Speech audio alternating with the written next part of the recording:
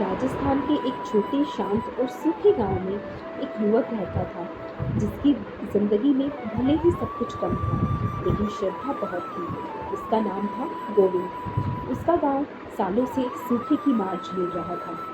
गांव के बाहर पहाड़ी पर एक टूटा हुआ वीरान मंदिर था, लेकिन गोविंद के लिए वही जगह दुनिया की सबसे पवित्र जगह थी। एक रात अचानक गोविंद की माँ की तबीयत खराब हो गई।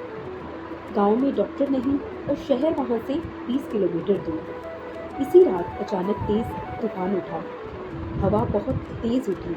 ऐसा लगा कि मंदिर की छत ही उठ जाएगी। लेकिन गोविंद भागता हुआ देवी माँ के मंदिर में पहुंच गया। वहां बैठकर गोविंद ने देवी माँ से प्रार्थना की कि उसकी माँ को ठीक करे। गोविंद रो रहा था। तभी अचानक उसने एक तांबे का डिब्बा देखा। गोविंद ने उसे छुआ, उसे देखा और उसी डिब्बे के पीछे एक और तांबे का डब्बा रखा हुआ था। गोविंद भागकर फिर उसके पास गया। उसने उस डब्बे को अपने हाथों से खोला, जिसमें कुछ सोने की कुछ चांदी की अशर्फियाँ रखी हुई थी। गोविंद उन्हें लेकर तुरंत अपनी माँ को शहर की ओर बढ़ चला और शहर पहुंचकर वो डॉक्टर से मिला। डॉक्टर ने उसे आश्वासन दिया कि उसकी माँ अब ठीक है। गोविंद की आंखें नम हो गई। उसे लगा कि देवी माँ की ही लीला थी कि माँ ठीक हो गई। अब गोविंद के पास कुछ और गहने बचे थे, लेकिन उसने उन्हें अपने पास नहीं रखा बल्कि मंदिर के काम में लगाना चाहा। उसने मंदिर में साफ सफाई शुरू की। सुबह से शाम तक पत्थर जोड़ता रहा। फिर कुछ गांव वाले भी उसके साथ लग गए और उसकी मदद करने लगे। धीरे धीरे गांव वाले उसका जुनून देखकर उसके साथ जुड़ने लगे। मंदिर जो कभी वीरान था अब फिर से जीने लगा।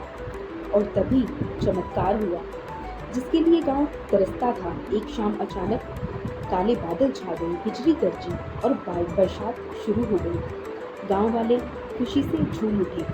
गोविंद बारिश में खड़ा होकर कहता रहा, माँ आपने सुन लिया, आपने सुन लिया। सूखे खेत हरे हो गए, कुएं पानी से भर गए, गांव में रौनक लौट आई। लोग कहते माँ जाग गई है, माँ खुश है।